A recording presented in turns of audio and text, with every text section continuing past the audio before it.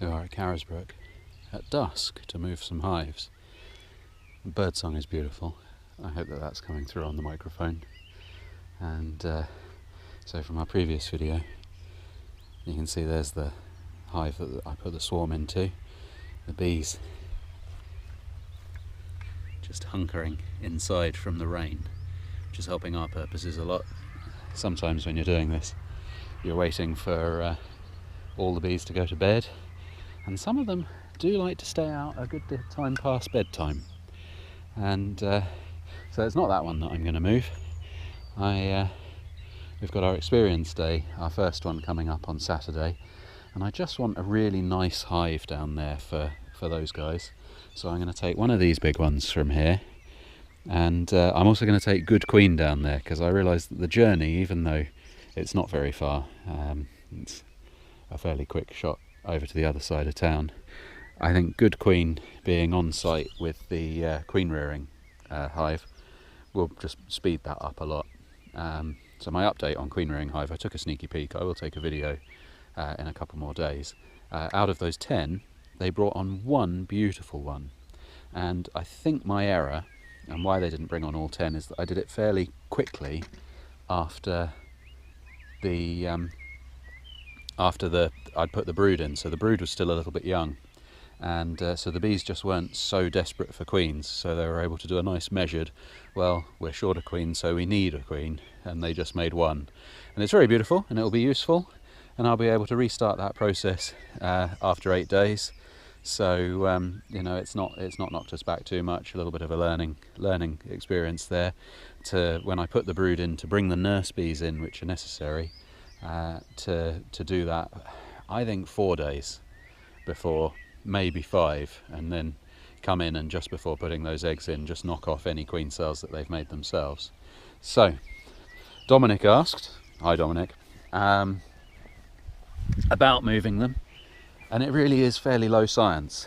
So all we do is we stop her up these entrances. Oh no, look at these.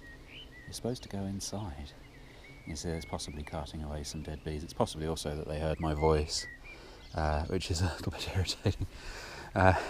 There's a toss-up between this one and that one. One's got 8, one's got 9 frames in.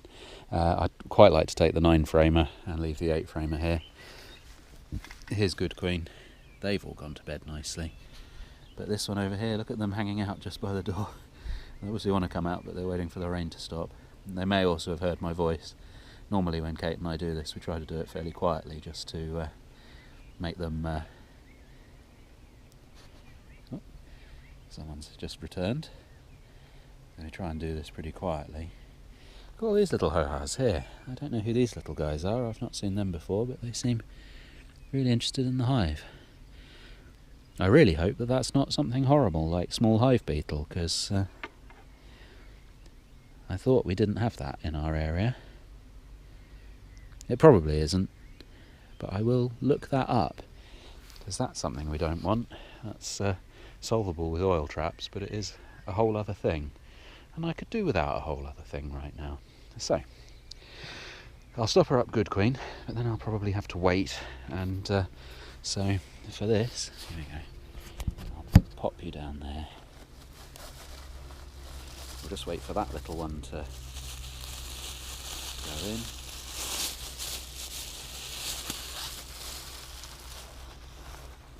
And you want to do this in one hit.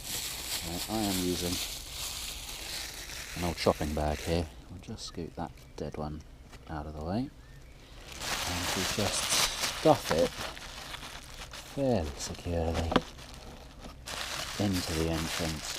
Just watching my fingers. I'm not wearing gloves, but it's that dexterity trade-off. I want to be able to get my fingers in, and big old gloves would make me mess this up.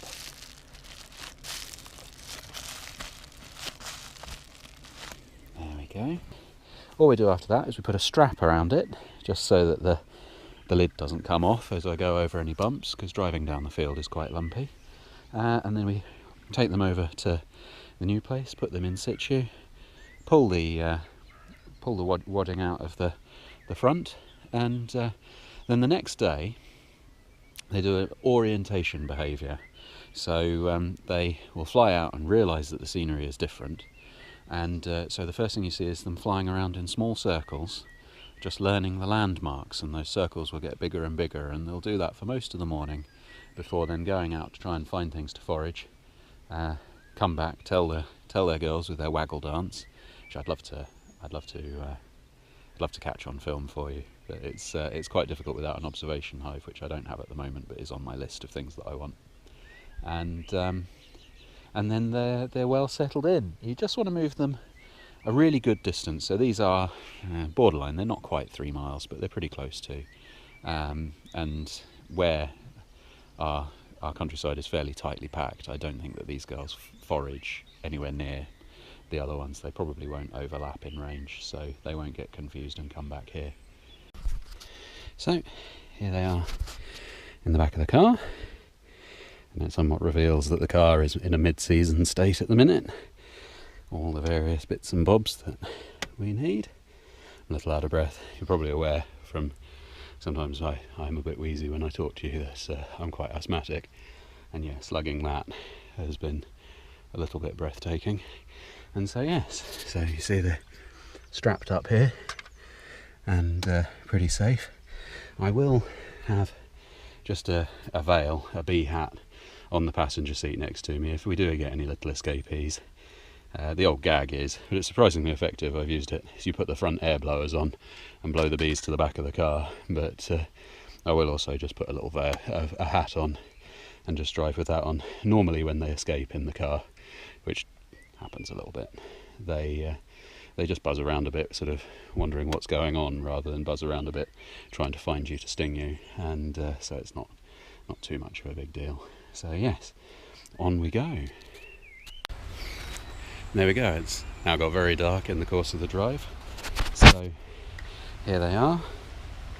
I have, if you can see it, unpacked the entrance.